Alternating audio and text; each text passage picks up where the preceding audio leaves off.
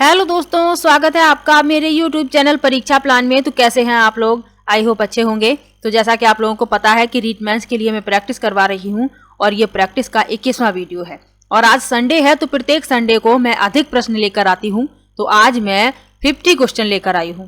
तो चलिए वीडियो को शुरू करते हैं। वीडियो देखने के बाद यदि आपको अच्छा लगे, हेल्पफुल लगे तो वीडियो को लाइक और शेयर कीजिएगा। और यदि आप चैनल पर नए हैं तो चैनल को सब्सक्राइब कर लीजिए। इसके अलावा राजस्थान बोर्ड की क्लास 6 से लेकर 10th की जो एसएसटी की किताबें हैं उन्हें मैं कंप्लीट पढ़ा चुकी हूँ। प्लेलिस्ट बनी हुई है, वहां पर आपको सभी वीडियो एक साथ मिल जाएंगी। और जल्द ही क्लास 11th की बुक की मैं शुरुआत करने वाली हूँ। तो चलिए आज के वीडियो को शुरू करते हैं।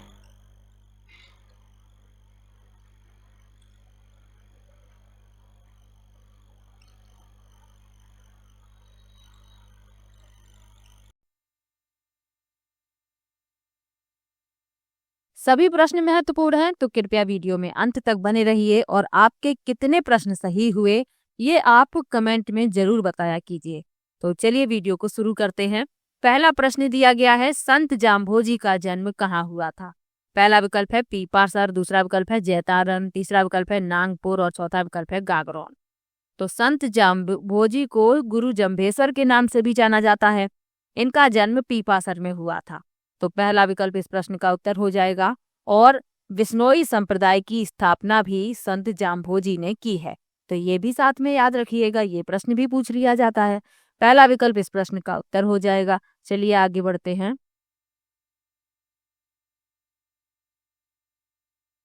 अकबर के आक्रमण के दौरान चित्तौड़गढ़ का शासक कौन था? पहला विकल्प है महाराणा प्रताप, दूसरा विकल्प है महाराणा उदय सिंह, तीसरा विकल्प है जयमाल और चौथा विकल्प है महाराणा अमर सिंह। तो अकबर के आक्रमण के समय चित्तौड़गढ़ का शासक था महाराणा उदय सिंह। और ये मेवाड़ राजवंश के 12वें शासक थे। तो ये भी याद रखिएगा, बी विकल्प इसमें सही हो जाएगा। और साथ में क्या याद रखना है, 1567 ईस्वी में अकबर ने अपने 5000 से अधिक सैनिकों के साथ चित्तौड़गढ़ के किले पर हमला किया था। और मुगलों ने 8000 से अधिक राजपूतों को मार डाला था और इस स्थान पर विजय प्राप्त कर ली थी। तो ये भी याद रखिएगा। चलिए आगे बढ़ते हैं। राजस्थान के प्रमुख सोयाबीन उत्पादक जिले हैं। पहला विकल्प है गंगानगर हनुमानगढ़, दूसरा विकल्प है कोटा बारां, तीसरा विकल्प है बूंदी टोंक और चौथा विकल्प है जयपुर दौसा।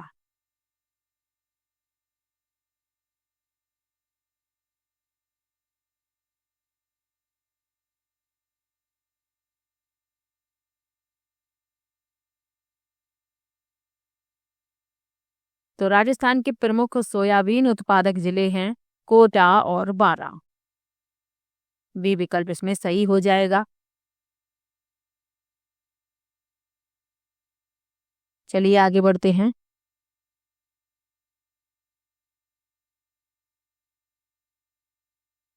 टंगस्टन का उत्पादन राजस्थान के किस जिले में होता है? पहला विकल्प है भीलवाड़ा, दूसरा विकल्प है उदयपुर, तीसरा विकल्प है नागौर और चौथा विकल्प है जयपुर। तो टंगस्टन का उत्पादन होता है नागौर जिले में।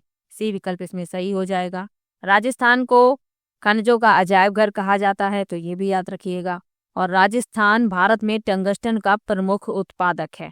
ये भी याद रखिए, सी विकल्प इसमें सही है। चलिए आगे बढ़ते हैं। वर्षा जल संचयन किसके लिए फायदेमंद है? पहला विकल्प है सिंचाई, दूसरा विकल्प है कृषि, तीसरा है पन बिजली का उत्पादन और चौथा है भूमिगत जल स्तर में सुधार। तो वर्षा जल संचयन किसके लिए फायदेमंद है? भूमिगत जल स्तर में सुधार के लिए। डी विकल्प इसमें सही हो जाएगा। चलिए आगे बढ़ते हैं।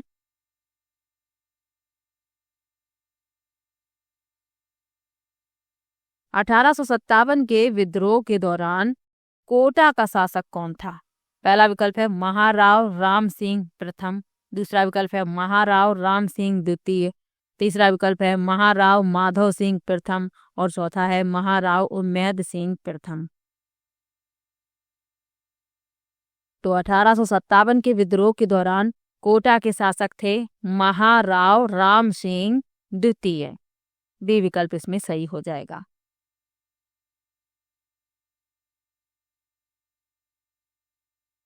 इसके अलावा यदि उदयपुर के शासक पूछ लिए जाएं 1857 के विद्रोह के दौरान, तो महाराणा स्वरूप सिंह थे। जयपुर के थे महाराजा राम सिंह प्रथम और भरतपुर के थे महाराजा जसवंत सिंह प्रथम। तो ये भी साथ में याद रखिएगा। चलिए आगे बढ़ते हैं। प्रसिद्ध सलीम सिंह हवेली स्थित है। पहला विकल्प है नवलगढ़, दूसरा विकल्प है मुकुंदगढ़, तीसरा विकल्प है पिलानी और चौथा विकल्प है जैसलमेर। तो प्रसिद्ध सलीम सिंह की हवेली जैसलमेर में स्थित है। डी विकल्प इसमें सही हो जाएगा। और इस हवेली को मजबूत लोहे की छड़ से जुड़ने वाले पत्थरों से बनाया गया है। इसका निर्माण 1815 में जैसलमेर के प्रधानमंत्री सलीम सिंह द्वारा करवाया गया था। और इसकी जो संरचना है ये अनूठी संरचना के लिए प्रसिद्ध है। तो ये भी याद रखिएगा। डी विकल्प इसमें सही है। चलिए आगे बढ़ते हैं। गोगामेडी मेला किस जिले में लगता है? पहला विकल्प है बीकानेर, दूसरा विकल्प है गंगानगर, तीसरा विकल्प है हनुमानगढ़ और चौथा है चूरू। इंपॉर्टेंट प्रश्न है, पूछ लिया जाता है। गोगामेडी मेला ये लगता है हनुमानगढ़ में। सी विकल्प इसमें सही हो जाएगा। गोगा जी की याद में ये लगाया जाता है मेला। तो ये भी याद रखिएगा। और गोगा जी को जहरवीर गोगा के नाम से भी जाना जाता है और सर्प देवता के रूप में भी इन्हें जाना जाता है। तो ये भी याद रखिएगा। चलिए आगे बढ़ते हैं। किला जहां ब्रिटिश जनरल लॉर्ड लेक ने 5 बार हमला किया लेकिन असफल रहा वह है। पहला विकल्प है लोहागढ़ भरतपुर, दूसरा विकल्प है बाला किला अलवर, तीसरा है मंडलगढ़ और चौथा है अचलगढ़ आबू। तो इस प्रश्न में आपका पहला विकल्प सही है लोहागढ़। लोहागढ़ एक किला है जिसे महाराजा सूरजमल ने राजस्थान के भरतपुर में अपने राज्य की रक्षा के लिए बनवाया था। और यहाँ पर ब्रिटिश जनरल लॉर्ड लेक ने 5 बार हमला किया था लेकिन वह असफल रहा था। इंपॉर्टेंट प्रश्न है, याद रखिएगा। पहला विकल्प इसमें सही हो जाएगा। चलिए आगे बढ़ते हैं।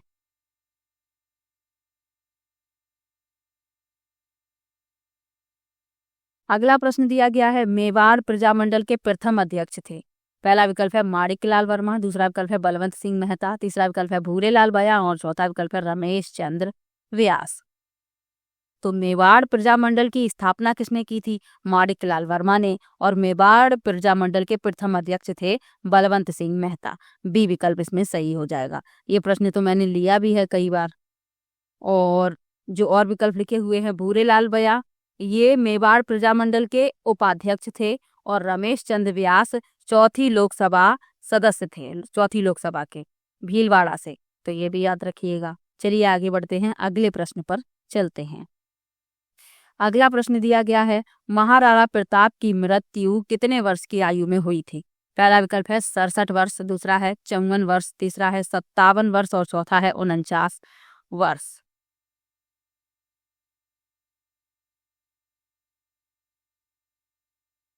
तो महाराणा प्रताप की मृत्यु हुई थी 57 वर्ष की आयु में। सी विकल्प इसमें सही हो जाएगा। इनका जन्म हुआ था 9 मई 1540 को। इनके पिता का नाम उदय सिंह और माता का नाम जयवंता बाई था।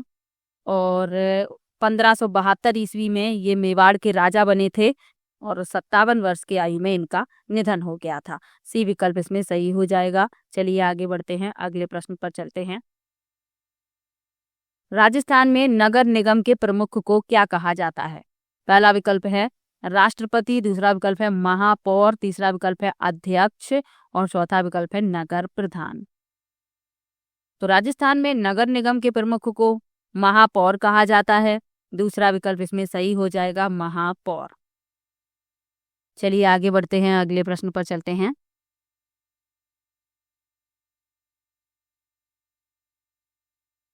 अगला प्रश्न दिया गया है राजस्थान की विधानसभा में कुल कितने सदस्य हैं? पहला विकल्प है 200, दूसरा विकल्प है 180, तीसरा विकल्प है 160 और चौथा है 210। तो राजस्थान की विधानसभा में कुल 200 सदस्य हैं। पहला विकल्प इसमें सही हो जाएगा। चलिए आगे बढ़ते हैं,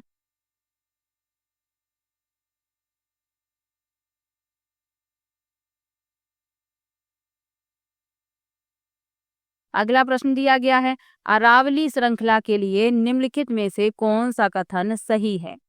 पहला विकल्प है वर्षा में सहायक, दूसरा है जल विद्युत उत्पादन के लिए उपयुक्त, तीसरा है जल विभाजन के रूप में कार्य करती है और चौथा है परिवहन में बाधा। तो अरावली श्रृंखला के लिए जो कथन सत्य है वह है तीसरा विकल्प, जल विभाजन के रूप में कार्य करती है। अरावली जो श्रृंखला है ये नर्मदा और गंगा के बीच जल विभाजक के रूप में कार्य करती है। सी विकल्प इस प्रश्न का उत्तर हो जाएगा। चलिए आगे बढ़ते हैं, अगले प्रश्न पर चलते हैं। अगला प्रश्न दिया गया है, निम्नलिखित में से कौन राजस्थान में वर्षा जल संचयन की पारंपरिक विधि है? पहला विकल्प है रैक, दूसरा विकल्प है टंका, तीसरा विकल्प है कुआं और चौथा विकल्प है नदी। तो राजस्थान में वर्षा जल संचयन की पारंपरिक विधि है टंका। बी विकल्प इसमें सही हो जाएगा। टंका या टैंक भी इसे कहते हैं। ये राजस्थान में पारंपरिक वर्षा जल संचयन तकनीक है। चलिए आगे बढ़ते हैं, अगले प्रश्न पर चलते हैं। छाबड़ा ताप विद्युत केंद्र राजस्थान के किस जिले में स्थित है? पहला विकल्प है कोटा, दूसरा विकल्प है बारां, तीसरा विकल्प है झालावाड़ और चौथा है सवाई माधोपुर। तो छाबड़ा ताप विद्युत केंद्र ये बारां जिले में स्थित है। बी विकल्प इसमें सही हो जाएगा। अगला प्रश्न दिया गया है, पुरापाषाणकालीन औजार राजस्थान के किस स्थल से बरामद किए गए हैं? पहला विकल्प है बागौर, दूसरा विकल्प है आहड़, तीसरा विकल्प है भानगढ़ और चौथा विकल्प है कालीबंगा। तो पुरापाषाणकालीन औजार राजस्थान के भानगढ़ से बरामद किए गए हैं। सी विकल्प इसमें सही हो जाएगा। चलिए आगे बढ़ते हैं। भानगढ़ जो है ये अलवर में स्थित एक गांव है, तो ये भी याद रखिएगा। चलिए आगे बढ़ते हैं, जल्दी जल्दी से देखते हैं प्रश्नों को।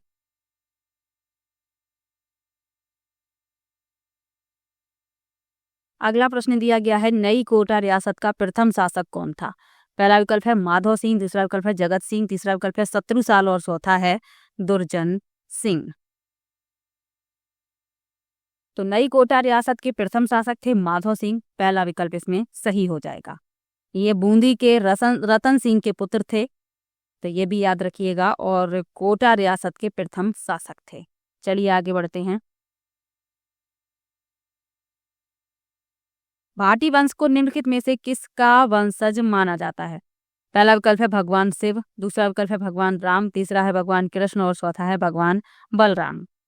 तो भाटी वंश को भगवान कृष्ण का वंशज माना जाता है। सी विकल्प इसमें सही है। चलिए आगे बढ़ते हैं।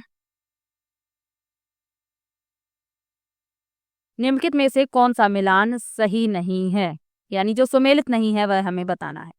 पहला विकल्प है बिलास बारां, दूसरा है चौली डूंगरपुर, तीसरा विकल्प है पांचना करौली और चौथा है गरडदा बूंदी। ये सिंचाई परियोजना लिखी हुई है और जिला लिखे हुए हैं। इसमें जो सुमेलित नहीं है वह बताना है। तो बिलास बारां ये सही लिखा हुआ है, पांचना करौली ये भी सही है, गरडदा बूंदी ये भी सही है, लेकिन चौली बांध राजस्थान के झालावाड़ जिले के हिम्मतगढ़ शहर के पास चौली क्षेत्र में स्थित है। तो चौली डूंगरपुर ये गलत लिखा हुआ है, ये झालावाड़ में है। चलिए आगे बढ़ते हैं, यही इस प्रश्न का उत्तर हो जाएगा, दूसरा विकल्प। चलिए आगे बढ़ते हैं, अगले प्रश्न पर चलते हैं। अभिलेख जो प्रतिहार शासक कक्कुक की आभीरों पर विजय का दावा करता है? पहला विकल्प है बिजोलिया अभिलेख, दूसरा है अर्थूरना अभिलेख, तीसरा है घटियाला अभिलेख और चौथा है चीरवा अभिलेख। तो कक्कुक ने 2 शिलालेख खुदवाए जो घटियाला शिलालेख के रूप में प्रसिद्ध हैं, तो इसमें आपका सी विकल्प सही हो जाएगा, घटियाला। चलिए आगे बढ़ते हैं। उदयपुर में जयसमंद से पूर्व की ओर फैला हुआ विच्छेदित और चपटा पठार किस नाम से जाना जाता है? पहला विकल्प है भूराट का पठार, दूसरा है देशहरों का पठार, तीसरा है लसाड़िया का पठार और चौथा है मेरवाड़ा का पठार। तो उदयपुर में जयसमंद से पूर्व की ओर फैला और विच्छेदित चपटा पठार लसाड़िया के पठार के नाम से जाना जाता है। सी विकल्प इसमें सही हो जाएगा, लसाड़िया का पठार। चलिए आगे बढ़ते हैं, अगले प्रश्न पर चलते हैं। मेवाड़ का वर्तमान शासन पुस्तक किसने लिखी? पहला विकल्प है चंद्रकरण शारदा, दूसरा विकल्प है हरविलास शारदा, तीसरा विकल्प है माणिक्यलाल वर्मा और चौथा विकल्प है इनमें से कोई नहीं।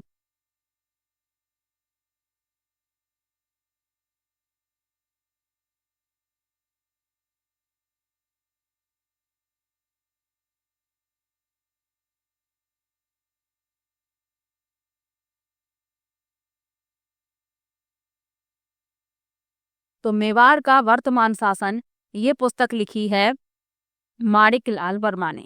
सी विकल्प इसमें सही हो जाएगा। इनका जन्म बिजौलिया में हुआ था, तो ये आप याद रखिएगा। चलिए आगे बढ़ते हैं।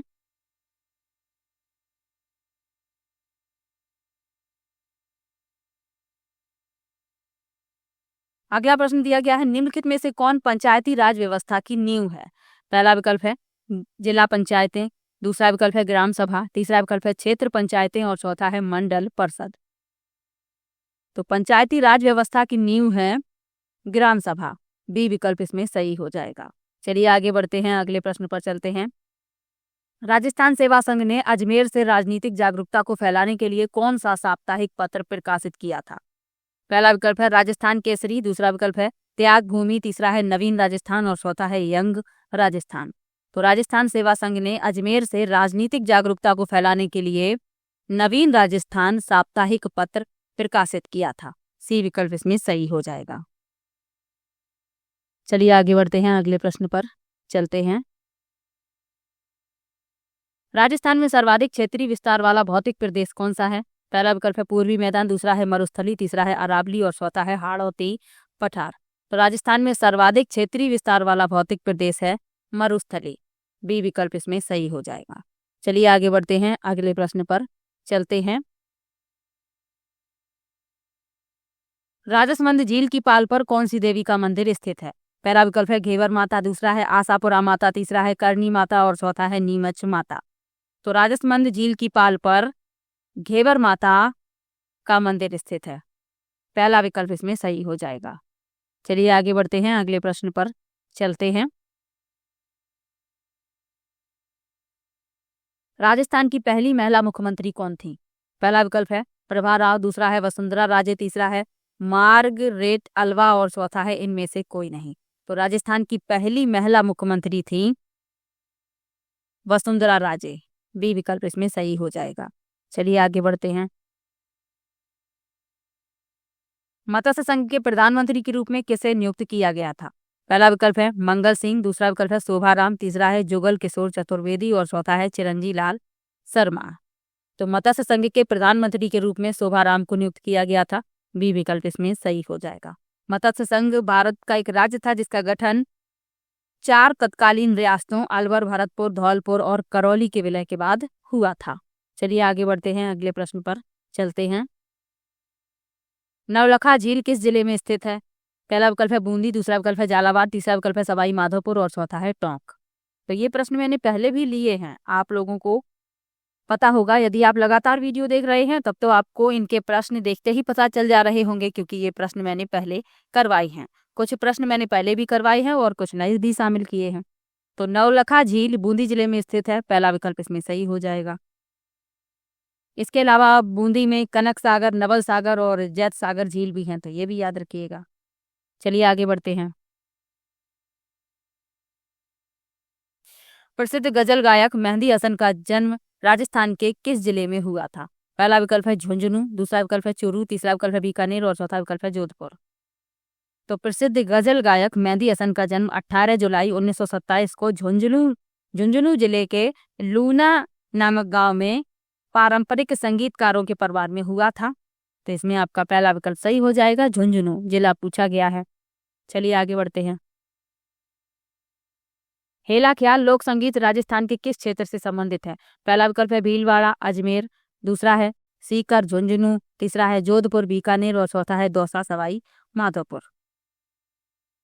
तो हेला ख्याल लोक संगीत ये संबंधित है दौसा सवाई माधोपुर। डी विकल्प इसमें सही हो जाएगा। चलिए आगे बढ़ते हैं, अगले प्रश्न पर चलते हैं। राजस्थान का संकरिया नृत्य निम्न में से संबंधित है। पहला विकल्प है कालबेलिया, दूसरा विकल्प है भील, तीसरा है सहरिया और चौथा है तेरहताली। तो राजस्थान का संकरिया नृत्य संबंधित है कालबेलियों से। पहला विकल्प इसमें सही हो जाएगा। चलिए आगे बढ़ते हैं। अकाल जीवाश्म उद्यान राजस्थान के किस जिले में स्थित है? पहला विकल्प है जैसलमेर, दूसरा विकल्प है बीकानेर, तीसरा विकल्प है जोधपुर और चौथा है डूंगरपुर। तो अकाल जीवाश्म उद्यान भारत का एक राष्ट्रीय भूवैज्ञानिक स्मारक है जो राजस्थान के जैसलमेर जिले में स्थित है। पहला विकल्प इसमें सही हो जाएगा। यह एक जैव विविधता विरासत स्थल भी है, तो ये भी याद रखिएगा। चलिए आगे बढ़ते हैं। संतू गांव में किस लोक देवता का जन्म हुआ था? पहला विकल्प है पानराज जी, दूसरा विकल्प है वीर फत्ता जी, तीसरा है बाबा झुंझार जी और चौथा है तल्लीनाथ जी। तो संतू गांव में जन्म हुआ था वीर फत्ता जी का। वी विकल्प इसमें सही हो जाएगा।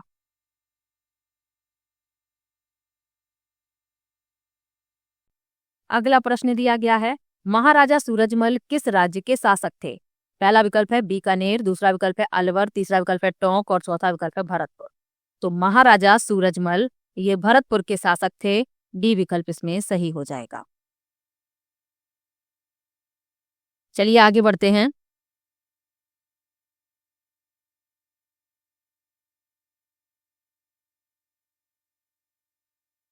निम्नलिखित में से राजस्थान का कौन सा जिला कनारा मेला से संबंधित है? पहला विकल्प है टोंक, दूसरा विकल्प है करौली, तीसरा विकल्प है बालोतरा और चौथा विकल्प है उदयपुर।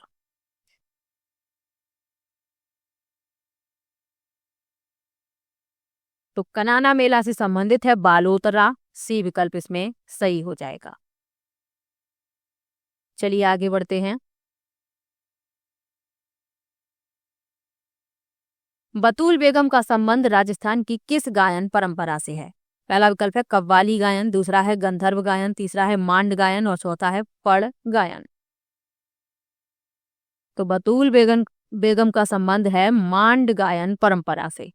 सी विकल्प इसमें सही हो जाएगा। चलिए आगे बढ़ते हैं।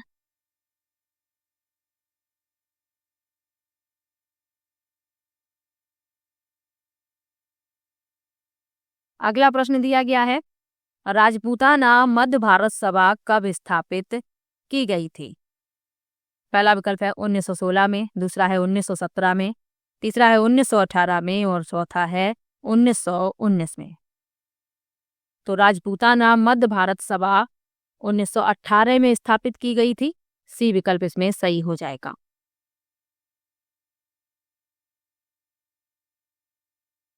और इसकी स्थापना दिल्ली कांग्रेस अधिवेशन के दौरान चांदनी चौक के मारवाड़ी पुस्तकालय में हुई थी, तो ये भी याद रखिएगा। चलिए आगे बढ़ते हैं। 1857 की क्रांति के समय धौलपुर का शासक कौन था? पहला विकल्प है उदयभान सिंह, दूसरा विकल्प है राम सिंह, तीसरा विकल्प है कीरत सिंह और चौथा है भगवत सिंह। भगवंत सिंह होगा यहाँ पर। तो 1857 की क्रांति के समय धौलपुर के शासक थे भगवंत सिंह। डी विकल्प इसमें सही हो जाएगा। धौलपुर एकमात्र रियासत थी जहां विद्रोह की कमान राज्य के बाहर के क्रांतिकारियों के हाथों में थी। विद्रोहियों ने 2 महीने तक राज्य पर नियंत्रण रखा था, तो ये भी याद रखिएगा। चलिए आगे बढ़ते हैं। अगला प्रश्न दिया गया है, निम्नलिखित में से किस जिले की सीमा अन्य राज्य की सीमा को स्पर्श नहीं करती? पहला विकल्प है डूंगरपुर, दूसरा विकल्प है भीलवाड़ा, तीसरा है झुंझुनू और चौथा है बूंदी। तो किस जिले की सीमा अन्य राज्य की सीमा को स्पर्श नहीं करती? तो वह है बूंदी। डी विकल्प इसमें सही हो जाएगा। राजस्थान के सीमावर्ती राज्य भी आपको याद रखने हैं, पंजाब और हरियाणा, उत्तर प्रदेश, मध्य प्रदेश, गुजरात। तो ये 5 राज्य हैं जो राजस्थान के साथ सीमा साझा करते हैं, तो ये भी याद रखिएगा। चलिए आगे बढ़ते हैं, अगले प्रश्न पर चलते हैं। निम्न में से राजस्थान के किस भाग में सर्वाधिक वर्षा की परिवर्तनशीलता पाई जाती है? पहला विकल्प है सुदूर पश्चिमी भाग, दूसरा है उत्तर पूर्वी भाग, तीसरा है दक्षिणी भाग और चौथा है उत्तरी भाग। तो किस भाग में सर्वाधिक वर्षा की परिवर्तनशीलता है? सुदूर पश्चिमी भाग।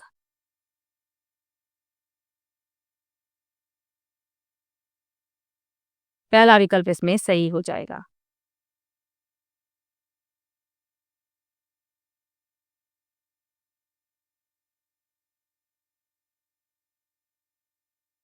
अगला प्रश्न है, निम्नलिखित में से राजस्थान में किस श्रेणी के वनों का सर्वाधिक क्षेत्र है? पहला विकल्प है सुरक्षित वन, दूसरा है आरक्षित वन, तीसरा है व्यापारिक वन और चौथा है अवर्गीकृत वन। तो राजस्थान में सुरक्षित वन श्रेणी का सबसे बड़ा क्षेत्र है। पहला विकल्प इसमें सही हो जाएगा।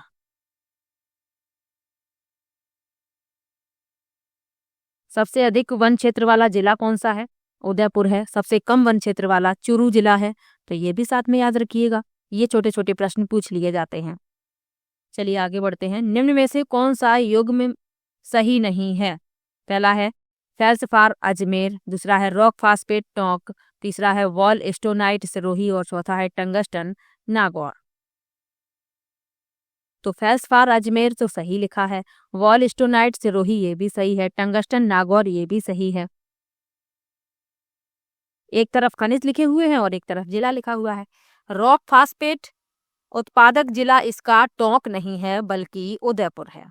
तो ये गलत है और गलत ही हमसे पूछा गया है कि जो युग्म सही नहीं है।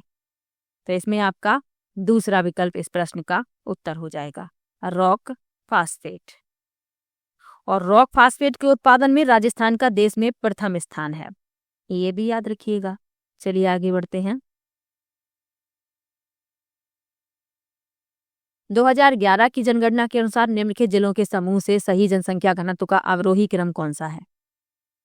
तो अवरोही क्रम पूछा गया है जनसंख्या घनत्व का, तो इसमें आपका डी विकल्प सही है, भरतपुर, दौसा, कोटा, उदयपुर। ये प्रश्न पहले करवाए हैं आपके, ये प्रश्न गलत नहीं होने चाहिए, क्योंकि संडे को मैं कुछ नए प्रश्न भी शामिल कर लेती हूँ और कुछ पुराने प्रश्न भी ले लेती हूँ ताकि आप लोगों का रिवीजन भी हो जाए, क्योंकि रिवीजन भी करना जरूरी है। जो प्रश्न आप पढ़ चुके हैं उनका रिवीजन भी तो जरूरी है। चलिए आगे बढ़ते हैं। लिखा है कौन सा सुमेलित नहीं है? पहला लिखा है मेहरानगढ़ किला जोधपुर, दूसरा है जूनागढ़ किला बीकानेर, तीसरा है लोहागढ़ किला जैसलमेर और चौथा है रणथंभौर किला सवाई माधोपुर। तो मेहरानगढ़ किला जोधपुर में है, ये तो सही लिखा है। जूनागढ़ किला बीकानेर में है, ये भी सही है। लेकिन लोहागढ़ किला जैसलमेर में नहीं है बल्कि ये भरतपुर में है। तो यही सुमेलित नहीं है, यही इस प्रश्न का उत्तर हो जाएगा। चलिए आगे बढ़ते हैं।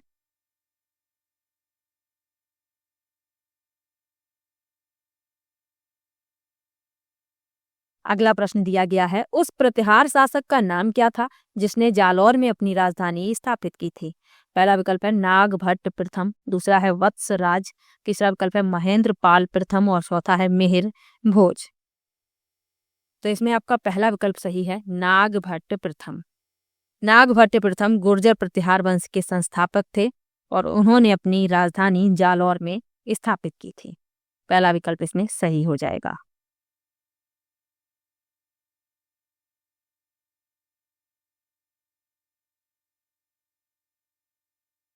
चलिए आगे बढ़ते हैं। कवि बांधव के रूप में किसे जाना जाता है? पहला विकल्प है अर्णोराज, दूसरा है अजयराज, तीसरा है विग्रहराज चतुर्थ और चौथा है पृथ्वीराज द्वितीय। तो कवि बांधव के रूप में विग्रहराज चतुर्थ को जाना जाता है। सी विकल्प इसमें सही हो जाएगा, विग्रहराज चतुर्थ।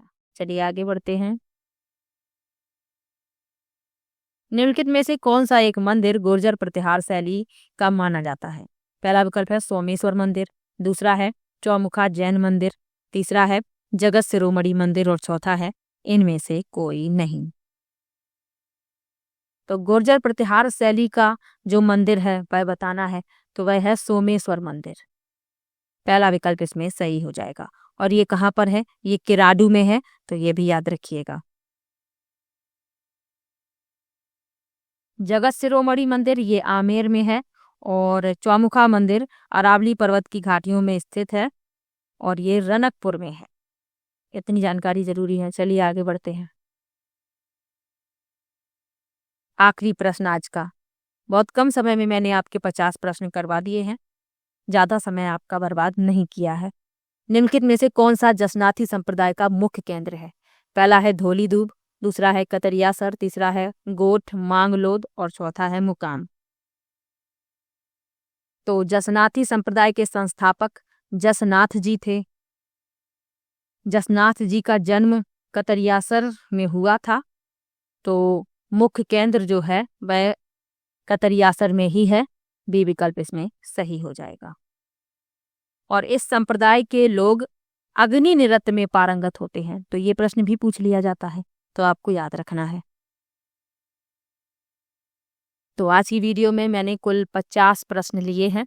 किसी भी प्रश्न में आपको डाउट हो आप कमेंट बॉक्स में ज़रूर लिखिएगा। मैं सभी का कमेंट पढ़ती हूँ और सभी को रिप्लाई भी देती हूँ। और जल्द ही क्लास 11th की बुक की मैं शुरुआत करने वाली हूँ। तो चलिए मिलते हैं नेक्स्ट वीडियो में। वीडियो कैसा लगा ये कमेंट में ज़रूर बताइएगा और वीडियो को लाइक और शेयर भी किया कीजिए। चलिए मिलेंगे नेक्स्ट वीडियो में, तब तक के लिए बाय बाय।